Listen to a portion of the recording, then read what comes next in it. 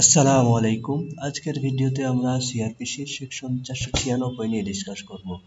এখানে বেইলেবল অফেন্সের ক্ষেত্রে bell grant বা জামিন মঞ্জুর সংক্রান্ত বিধান তুলে ধরা হয়েছে। অ্যাকর্ডিং টু দিস সেকশন, কেউ যদি বেইলেবল অফেন্স অর্থাৎ জামিনযোগ্য অপরাধে অভিযুক্ত হন, তাহলে আদালত বা officer in charge of the police station তাকে জামিন মঞ্জুর করবেন। তার জামিন পাওয়া লিগ্যাল রাইট। সে অ্যাজ অফ রাইট জামিন পাওয়ার অধিকারী।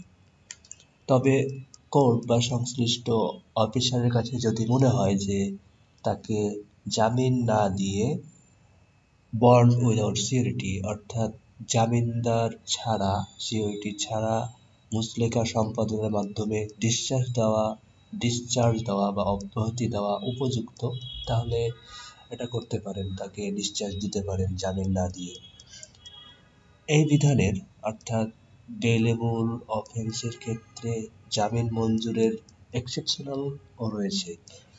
এটা এই সেকশনেরই লাস্টের পোর্শনে উল্লেখ রয়েছে যে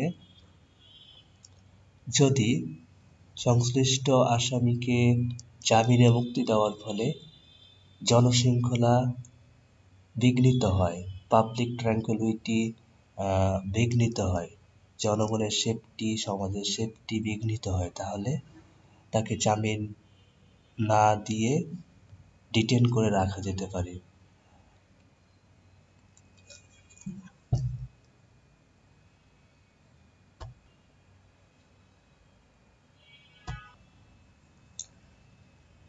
এই ধারার কোনো কিছুই সেকশন 107-এর সাবসেকশন 4 এবং সেকশন 117-র সাবসেকশন 3-র বিধানের ক্ষেত্রে অ্যাপ্লিকেবল হবে না। ওই সমস্ত সেকশনগুলোতে পাবলিক ট্র্যাঙ্কুইলিটি বা জনশান্তি রক্ষার লক্ষ্যে কাউকে ডিটেন করার ক্ষমতা সংশ্লিষ্ট অথরিটিকে দেওয়া হয়েছে।